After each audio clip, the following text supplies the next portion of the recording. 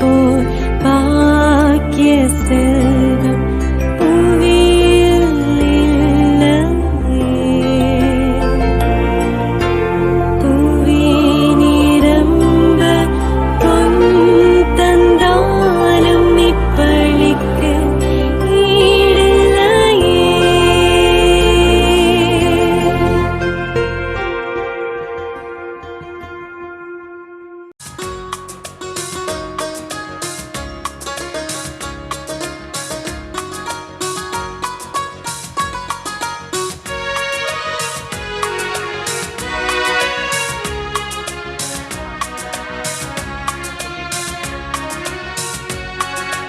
ஆவியிலும் இன்றும் உண்மையிலும் வழிபட வாருங்கள்.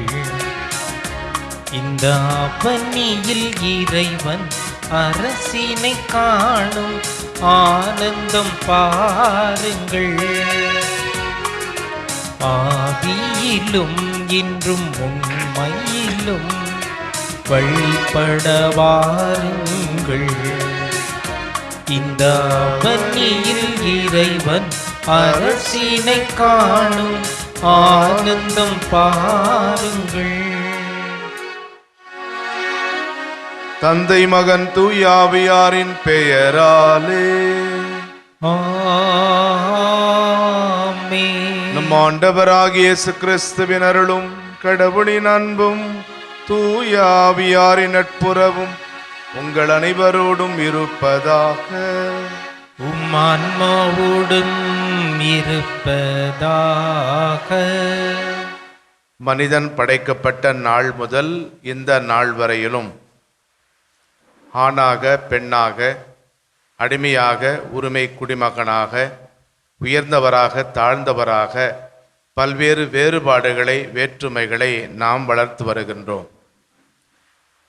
இறைவனால் தேர்ந்தெடுக்கப்பட்ட இனமும் கூட யூதா அரசு என்றும் இஸ்ரேல் அரசு என்றும் பிரிந்தது. இறைவன் அந்த இரண்டையும் ஒன்றாக இணைக்க வேண்டும் என்று விரும்பினார். அந்த திட்டமானது இயேசுவிலே நிறைவேறுகிறது. தனது கல்வாரி பலியின் வாயிலாக சிதறி கிடந்த மக்களை ஒன்றிணைக்கிறார் இயேசு. இருப்பினும் தொடர்ந்து இந்த பிரிவுகள் பிணக்குகள் நம்மிலே, நம் குடும்பங்களிலே, நம்முடைய சமுதாயத்திலே, நம்முடைய பங்கிலே, நம்முடைய திருச்சபையிலே உண்டு என்பதை நாம் உணர வேண்டும். எல்லோரும் ஒன்றாக இருப்பார்களாக என்று இயேசு மன்றாடினாலும் கூட தொடர்ந்து இந்த பிளவுகள் பிணக்குகள் வேறுபாடுகள் நம்முடைய இருப்பதற்கு காரணம் நாம் ஒவ்வொருவரும் தான். எனவே இத்தகைய வேறுபாடுகளை வேற்றுமைகளை நாம் ஊட்டி வளர்த்திருந்தால் அதற்காக இறைவனிடம் மனம் வருந்தி மன்னிப்பு கேட்டு இத்திருப்பலியில் தகுதியோடு பங்கேற்போம். எங்களை தந்தையோடும் எல்லா மக்களோடும் ஒப்புரவாக்க வந்த ஆண்டவரே இரக்கமாயிரும். ஆண்டவரே இரக்கமாயிரும். எங்கள் பாவங்களுக்காக பலியான கிறிஸ்துவே இரக்கமாயிரும். கிறிஸ்துவே இரக்கமாயிரும். எங்களுக்காக தந்தையிடமென்றும் பரிந்து பேசுகின்ற ஆண்டவரே இரக்கமாயிரும். ஆண்டவரே இரக்கமாயிரும். எல்லாம் வல்ல இறைவன் நம்மீது இரக்கம் வைத்து நம் பாவங்களை மன்னித்து நம்மை நிலை வாழ்வுக்கு அழைத்து செல்வாராக. ஆமென். மன்றாடுவோமாக. இறைவா, கிறிஸ்துவில் புது பிறப்படைந்துள்ள அனைவரையும் தேர்ந்தெடுக்கப்பட்ட வழிமரபினராகவும் அரச குருக்களின் கூட்டத்தினராகவும் விளங்கச் செய்தீரே. இவ்வாறு நிலை வாழ்வு கிடைக்கப்பட்ட இம்மக்கள் நீர் கட்டளையிடுவதை விரும்பவும் நிறைவேற்றவும் தங்கள் இதயங்களில் ஒரே நம்பிக்கையும் செயல்களில் பரிவிரக்கமும் உடையவர்களாக திகழவும் அருள்வீராக. எங்கள் ஆண்டவராகிய கிறிஸ்து வழியாக உம்மை மன்றாடுகிறோம். ஆமென். இறைவாக்கினர் எசேக்கியேல் நூலிலிருந்து வாசகம். அதிகாரம் 37, இறை வார்த்தைகள் 21 28 முடிய. தலைவராகிய ஆண்டவர் கூறியது, இதோ நான் இஸ்ரேல் சிதறுண்ட நாடுகளிலிருந்து அவர்களை அழைத்து எம்மருகினின்றும் கூட்டி சேர்த்து அவர்களின் சொந்த நாட்டிற்கு கொணர்வேன். இஸ்ரேலின் மலைகள் மீது அவர்களை ஒரே நாட்டினர் ஆக்குவேன். அவர்கள் எல்லாருக்கும் ஒரே அரசன் இருப்பான்.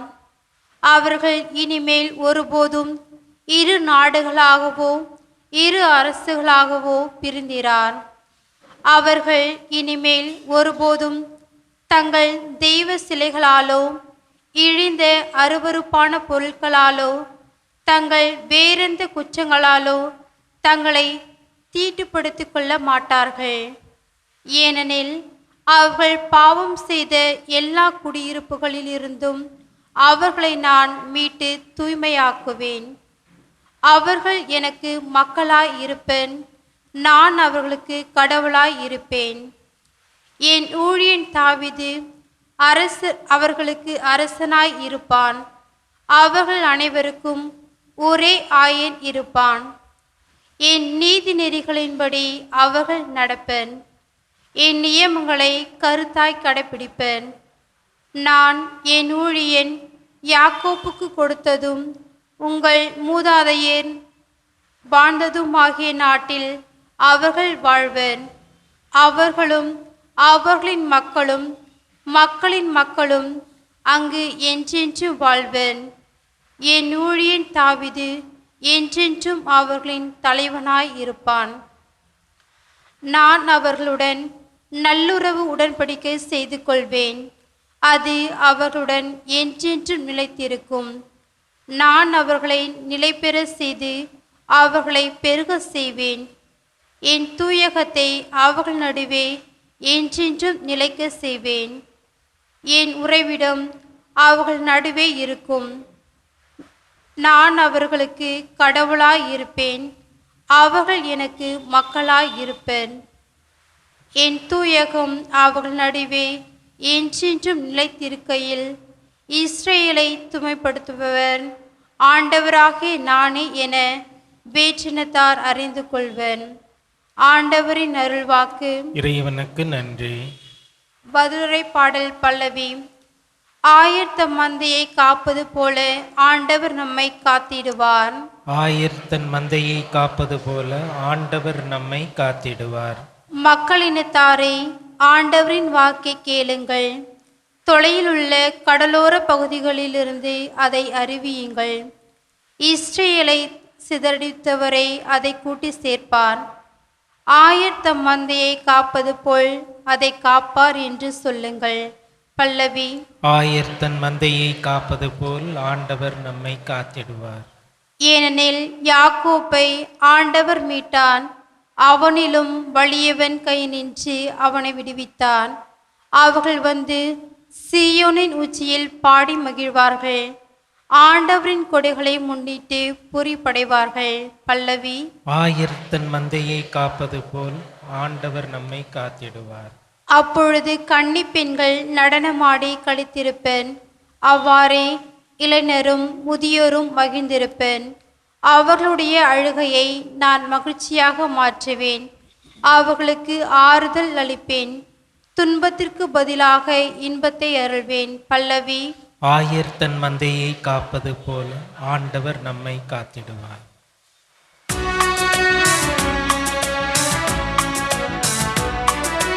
ஆயன் தன் மந்தையை காப்பது போல ஆண்டவர் நம்மை காக்கின்றார்.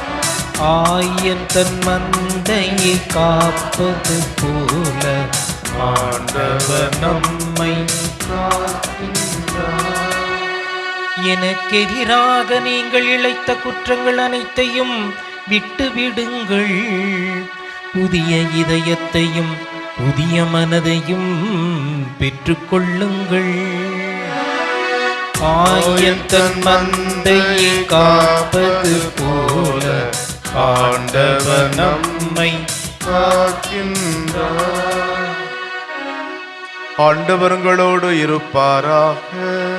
உம்மான்மாவோடும் இருப்பாராக. யோவான் எழுதிய நற்செய்தியிலிருந்து வாசகம். ஆண்டவரே, மாட்சி உமக்கே. பிரிவு 11 வசனங்கள் 45 முதல் 57 வரை. மரியாவிடம் வந்திருந்த யூதர் பலர் இயேசு செய்ததை கண்டு அவரை நம்பினர். ஆனால் அவர்களுள் சிலர் பரிசேயரிடம் சென்று இயேசு செய்ததை தெரிவித்தனர். தலைமை குருக்களும் பரிசேயரும் தலைமைச் சங்கத்தை கூட்டி, இந்த ஆள் பல அருமடையாளங்களை செய்து கொண்டிருக்கின்றானே, என்ன செய்யலாம்? இவனை இப்படியே விட்டுவிட்டால் அனைவரும் இவரிடம் நம்பிக்கை கொள்வர். அப்போது ரோமையர் வந்து நம் தூய இடத்தையும் நம் இனத்தையும் அழித்து விடுவார்களே என்று பேசிக்கொண்டனர். கயப்பா என்பவர் அவர்களுள் ஒருவர். அவர் அவ்வாண்டின் தலைமை குருவாய் இருந்தார்.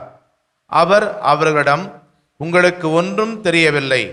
இனம் முழுவதும் அழிந்து போவதை விட ஒரு மனிதர் மட்டும் மக்களுக்காக இறப்பது நல்லது என்பதை நீங்கள் உணரவில்லை என்று சொன்னார். இதை அவர் தாமாக சொல்லவில்லை. அவர் அவ்வாண்டின் தலைமை குருவாயிருந்ததால் இயேசு தம் இனத்திற்காகவும் தம் இனத்திற்காக மட்டுமன்றி சிதறி வாழ்ந்த கடவுளின் பிள்ளைகளை ஒன்றாய் சேர்க்கும் நோக்குடன் அவர்களுக்காகவும் இறக்கப் போகிறார் என்று இறைவாக்காக சொன்னார். ஆகவே அன்றிலிருந்தே அவர்கள் இயேசுவை கொன்றுவிட திட்டம் தீட்டினார்கள். அது முதல் இயேசு யூதரிடையே வெளிப்படையாக நடமாடவில்லை. அவர் அவ்விடத்தினின்று அகன்று பாலை நிலத்திற்கு அருகிலுள்ள பகுதிக்கு போனார். அங்கு எப்ராயிம் என்னும் ஊரில் தம் சீடருடன் தங்கியிருந்தார். யூதருடைய பாஸ்கா விழா அண்மையில் நிகழவிருந்தது. விழாவுக்கு முன் தங்கள் தூய்மை சடங்குகளை நிறைவேற்ற பலர் நாட்டுப்புறங்களிலிருந்து எருசலேமுக்கு சென்றனர். அங்கே அவர்கள் இயேசுவை தேடினார்கள். அவர் திருவிழாவிற்கு வரவே மாட்டாரா? நீங்கள் என்ன நினைக்கிறீர்கள் என்று கோவிலில் நின்று கொண்டிருந்தவர்கள் தங்களிடையே பேசிக்கொண்டார்கள். ஏனெனில் தலைமை குருக்களும் பரிசேயர்களும் இயேசுவை பிடிக்க எண்ணி அவர் இருக்கும் இடம் யாருக்காவது தெரிந்தால் தங்களிடம் வந்து அறிவிக்க வேண்டும் என்று கட்டளையிட்டிருந்தார்கள். ஆண்டவரின் அருள்வாக்கு. கிறிஸ்துவே உமக்கு புகழ். தி பேஷன் ஆஃப் த கிரைஸ்ட் என்கிற ஆங்கில திரைப்படம் 2004 ஆண்டு வெளிவந்தது. இயேசுடைய திருப்பாடுகளை தத்ரூபமாக அப்பட்டமாக இந்த திரைப்படம் சித்தரித்தது. அது மட்டுமல்லாமல் இந்த திரைக்கு பின்னால் நடந்த பல நிகழ்வுகள் உலகத்தை அதிர்ச்சிக்குள்ளாக்கியது. இயேசுவாக நடிக்க தேர்ந்தெடுக்கப்பட்ட நடிகர் சிலுவையில் அறையப்படுகிற காட்சியை படமாக்குகிற போது கற்பனை செய்ய முடியாத வலியை தாங்கிக் கொண்டார்.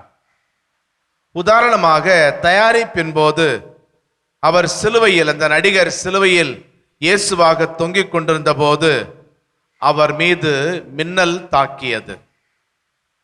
70 கிலோ எடை கொண்ட அந்த மரச்சிலுவை அவர் சுமந்து சென்றபோது அவரது தோள்பட்டை விலகியது. அவர் அந்த திரைப்படத்தை நடித்து கொண்டிருக்கிற போது கடும் குளிர், நிமோனியா காய்ச்சலால் அதிகமாக பாதிக்கப்பட்டார். வலியின் காரணமாக பல நாட்களால் அவரால் தெளிவாக கூட பேச முடியவில்லை. இறுதியிலே அவரது உடல் மிகவும் சிதைந்து போனதால் அவர் இவ்வாறு சொன்னார்: நான் கிறிஸ்துவாக மட்டும் நடிக்கவில்லை, நான் சிலுவையில் அறையப்பட்டதாகவே உணர்ந்தேன். நாம் அனைவரும் உயிர்த்தெழுதலை விரும்புகிறோம். ஆனால் நம்மில் பெரும்பாலோர் அதற்கு வழியாக இருக்கிற துன்பத்தை ஏற்க தயங்குகிறோம். ஆனால் எனக்கு தெரியும், இது வெறும் திரைப்படம் அல்ல, இது ஒரு லட்சிய பணி. அன்புக்குரியவர்களே, பாடுகளின் ஞாயிறு நாளைய தினம் நாம் தொடங்குகின்றோம். தெய்வ திருமகன் தம் மக்களை தேடி வந்தார். ஆனால் அந்த தெய்வத்தையே அழித்துவிட திட்டம் தீட்டுகிறார்கள். இறந்த லாசரை இயேசு எழுப்பிய நிகழ்ச்சிதான் யோவான் நற்செய்தியிலே குறிப்பிடப்பட்டுள்ள இறுதியான புதுமை. இந்த நிகழ்வு பலருடைய கவனத்தை ஈர்த்தது. பலர் இயேசுவை மெசியாவாகவும் ஆண்டவராகவும் நம்பத் தொடங்கினர். எனவேதான் அன்றைய யூதர்கள் சொன்னார்கள், இந்த ஆள் பல அருமடையாளங்களை செய்து கொண்டிருக்கின்றானே, என்ன செய்யலாம்? இவனை இப்படியே விட்டுவிட்டால் அனைவரும் இவனிடம் நம்பிக்கை கொள்வர். அப்போது ரோமையர் வந்து நம் தூய இடத்தையும் அழித்து விடுவார்களே என்று யூதர்கள் பேசினார்கள். பரிசேயருடைய அநீதியான சட்டவிரோத நடைமுறைகளை இயேசு எதிர்த்தார், சவாலாக இருந்தார். இயேசுவை தங்கள் அதிகாரத்தையும் செல்வாக்கையும் பறிக்கக்கூடிய அச்சுறுத்தலாகவே பார்த்தார்கள். இயேசுவின் பின்னால் மக்கள் சென்றால் மக்கள் ரோமை அரசுக்கு எதிராக குழப்பத்தை ஏற்படுத்தக்கூடும் என்று அவர்கள் அஞ்சினார்கள். இந்த அச்சம் இயேசுவை கொல்ல சதி செய்யும் தீவிர முடிவை எடுக்க அவர்களை தூண்டியது. இயேசுவின் வித்தியாசமான வீரியமான போதனையால் கவரப்பட்டு மக்கள் அனைவரும் இயேசுவின் பின் சென்றால் யூத மதம் அழிந்துவிடும். எனவே யூத மதத்தை காப்பாற்றும் பொருட்டு இயேசுவை ஒழித்து கட்டுவதில் தவறில்லை என்று அவர்கள் நினைத்தார்கள். அதனால்தான் அன்றைக்கு யூத தலைமை குருவாயிருந்த கயப்பா என்பவர், ஒரு மனிதன் மட்டும் மக்களுக்காக இறப்பது நல்லது என்று சொன்னார். தன்னை அறியாமலேயே இறை வாக்கின்படி இயேசு உலகத்தின் மீட்பர் என்பதை இந்த கயப்பா வெளிப்படுத்தினார். அன்புக்குரியவர்களே, வாழ்க்கை சிதைந்து போனது போல நமக்கு தோன்றுகிற போது, தீமை வெற்றி பெறுவது போல நமக்கு தோன்றுகிற போது, நன்மை செய்வதால் நாம் வெறுக்கப்படும் போது நாம் நினைவில் கொள்ள வேண்டிய ஒரு வசனம் ரோமையருக்கு எழுதிய திருமுகம் 8ஆம் பிரிவு 28ஆம் வசனம். கடவுளிடம் அன்பு கூறுபவர்களோடு, அதாவது அவரது திட்டத்திற்கு ஏற்ப அழைக்கப்பட்டவர்களோடு அவர்கள் நன்மைக்காகவே ஆவியார் அனைத்திலும் ஒத்துழைக்கிறார் என்பது நமக்கு தெரியும். வாழ்க்கையிலே எல்லாவற்றுக்கும் ஒரு நோக்கம் உண்டு. நமக்கு என்ன நடந்தாலும் அதற்கென்று ஒரு நோக்கம் உண்டு. யூதர்கள் இயேசுவுக்கு மரணத்தை தீர்ப்பிட்டார்கள், ஆனால் கடவுள் வாழ்வை திட்டமிட்டார். யூதர்கள் ஒரு யூத நாட்டை காப்பாற்ற நினைத்தார்கள், ஆனால் கடவுள் முழு உலகத்தையும் காப்பாற்றுகின்றார். யூதர்கள் இயேசுவுக்கு மிக மோசமான தீமையை நினைத்தார்கள், ஆனால் கடவுள் அதை மிகப்பெரிய நன்மையாக மாற்றுகின்றார். நாம் தீயவை என்று நினைக்கின்ற நிகழ்வுகளுக்கு கடவுளுடைய மனதிலே ஒரு நோக்கம் உண்டு. நாம் துரதிர்ஷ்டவசமானது என்று கருதும் நேரங்களை கூட கடவுள் ஒரு வரமாக மாற்றிவிடுவார். அன்னை மரியாவின் வாழ்க்கையிலே என்ன நடக்கிறது, ஏன் நடக்கிறது என்று தெரியாத போதிலும் புரியாத போதிலும், கடவுளால் ஆகாததும் கடவுளால் அனுமதிக்காததும் எதுவும் இல்லை என்று உணர்ந்து, உமது திருவுளப்படியே எனக்கு ஆகட்டும் என்று ஏற்றுக்கொண்டார். நாமும் அன்னை மரியாவை போலவே நம் வாழ்க்கையில் எல்லாமே நன்மைக்கே நடக்கிறது என்று நம்புவோம்.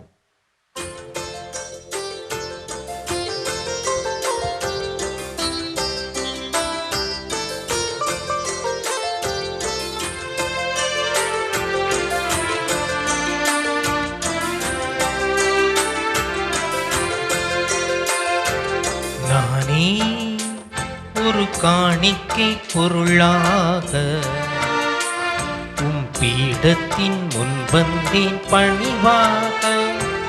தந்தையே பாயோ பலியாக. நானே ஒரு காணிக்கை பொருளாக உம் பீடத்தின் முன்வந்தேன் பணிவாக. தந்தையே பாயோ பலியாக.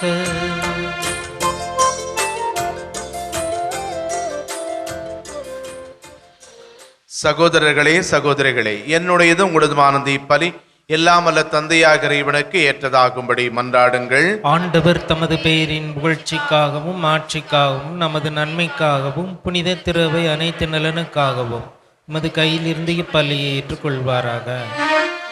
ஆண்டவரே, எங்கள் உண்ணா நோன்பின் காணிக்கைகள் உமக்கு ஏற்றவையாயிருக்க உம்மை வேண்டுகின்றோம். அவை எங்கள் பாவங்களை போக்கி உமது அருளுக்கு எங்களை தகுதியுடலாகச் செய்து நிலையான வாக்குறுதிகளுக்கு இட்டுச் செல்வனவாக. எங்கள் ஆண்டவராகிய கிறிஸ்து வழியாக உம்மை மன்றாடுகிறோம். ஆமென். ஆண்டவர் உங்களோடு இருப்பாராக. உம்மான்மாவோடும் இருப்பாராக.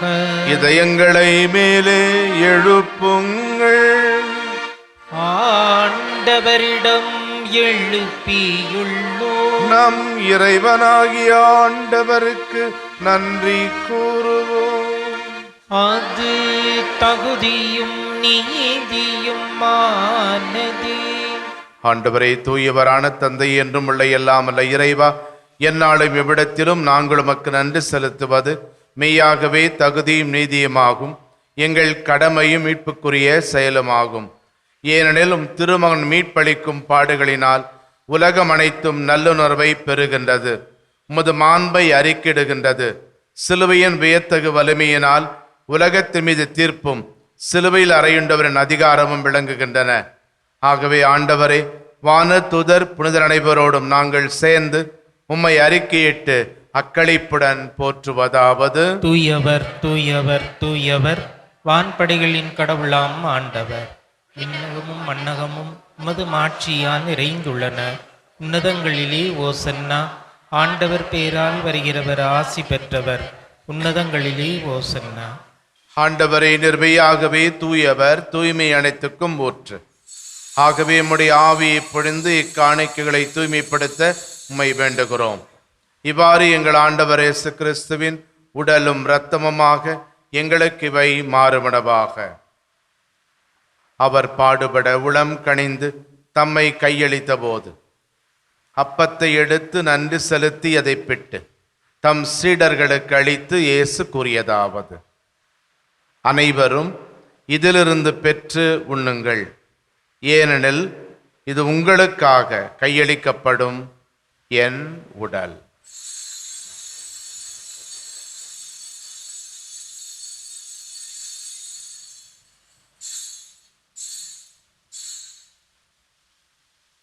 அவ்வண்ணமே இரவு விருந்தை அருந்திய பின் திராட்சை ரசம் நிறைந்த கிண்ணத்தையும் எடுத்து மீண்டும் உமக்கு நன்றி கூறி தம் சீடர்களுக்கு அளித்து இயேசு கூறியதாவது: அனைவரும் இதிலிருந்து பெற்று பருகுங்கள், ஏனெனில் இது புதிய நிலையான உடன்படிக்கைக்கு உரிய என் இரத்தத்தின் கிண்ணம். இது பாவ மன்னிப்புக்கென்று உங்களுக்காகவும் பலருக்காகவும் சிந்தப்படும். இதை என் நினைவாகச் செய்யுங்கள்.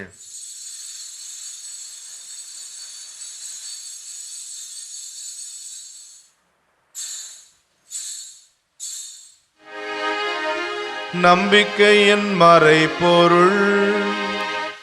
ஆண்டவரே, நீர் வருமளவும் உமது இறப்பினை அறிக்கையிடுகின்றோ, உமது உயிர்ப்பினையும் எடுத்துரைக்கின்றோ.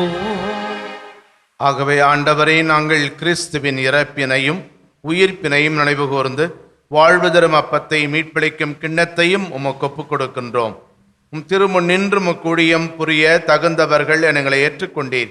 எனவே உமக்கு நன்றி செலுத்துகின்றோம். மேலும் கிறிஸ்துவின் உடலிலும் இரத்தத்திலும் பங்கு கொள்ளும் எங்களை தூய ஆவியார் ஒன்று சேர்க்க வேண்டுமென உம்மை தாழ்மையுடன் மன்றாடுகிறோம். ஆண்டவரே, உலகெங்கும் பரவியிருக்கும் அது திரு அவையை நினைவு கூர்ந்தருளும். எங்கள் திருத்தந்தை லியோ, எங்கள் ஆயர் ஜார்ஜ், எல்லா திருநிலையினர், துறவரத்தார், பொது நிலையினர் ஆகிய அனைவரோடும் உமது திரு அவை அன்பில் நிறைவேற செய்தருளும். உயிர் தொடும் எதிர்நோக்குடன் துயில் கொள்ளும் எங்கள் சகோதரர் சகோதரிகளை நினைவு கூர்ந்து உமது திருமுக ஒளியினுள் ஏற்றருளும். எங்கள் அனைவர் மீதும் இரக்கமாயிரும். கடவுளின் கன்னித்தாயான புனித மரியா, அவருடைய அன்பு கணவரான புனித யோசேப்பு, புனித திருத்தூதர்கள், இவ்வுலகிலும் உகந்தவராயிருந்த புனிதர் அனைவருடனும் நாங்கள் நிலை வாழ்வில் பங்கு கொள்ளும் தகுதி பெற்று திருமகன் இயேசு கிறிஸ்து வழியாக உம்மை புகழ்ந்தேத்து மரமரள உம்மை மன்றாடுகிறோம்.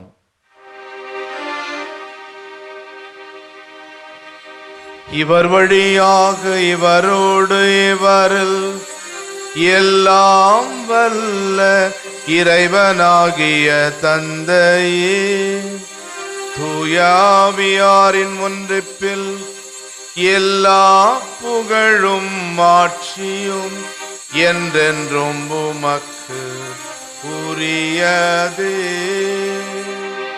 ஆமென். ஆமென். ஆமென்.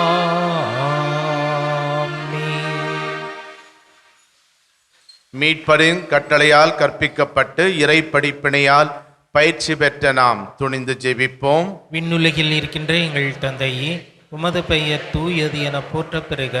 உமது ஆட்சி வருக. உமது திருவுளம் விண்ணுலகில் நிறைவேறுவது போல மண்ணுலகிலும் நிறைவேறுக. எங்கள் அன்றாட உணவை இன்று எங்களுக்கு தாரும். எங்களுக்கு எதிராக குற்றம் செய்வோரை நாங்கள் மன்னிப்பது போல எங்கள் குற்றங்களை மன்னியும். எங்களை சோதனைக்கு உட்படுத்தாதேயும், தீமையிலிருந்து எங்களை விடுவித்தருளும். ஆண்டவரே, தீமை அனைத்திலிருந்தும் எங்களை விடுவித்து எங்கள் வாழ்நாளில் அமைதியை கனிவுடன் அருளமை மன்றாடுகிறோம்.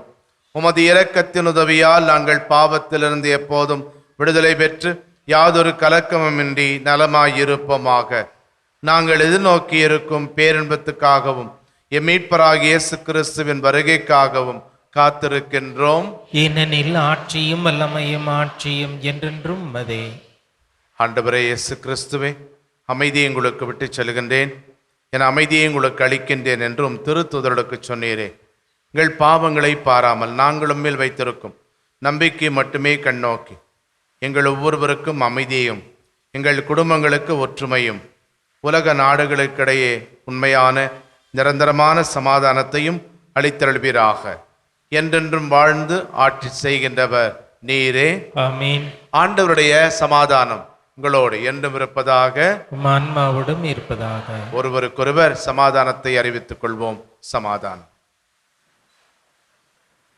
உலகின் பாவங்களை போக்கும் இறைவனின் செம்மறியே, எங்கள் மேல் இரக்கமாயிரும்.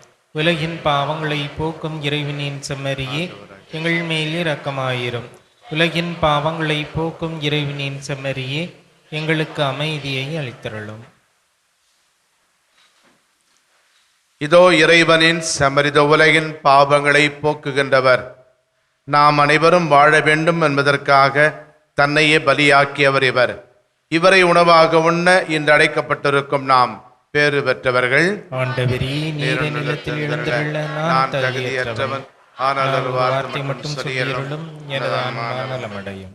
அன்புக்குரியவர்களே, வருகிற சனிக்கிழமை ஏப்ரல் மாதத்தினுடைய முதல் சனிக்கிழமை.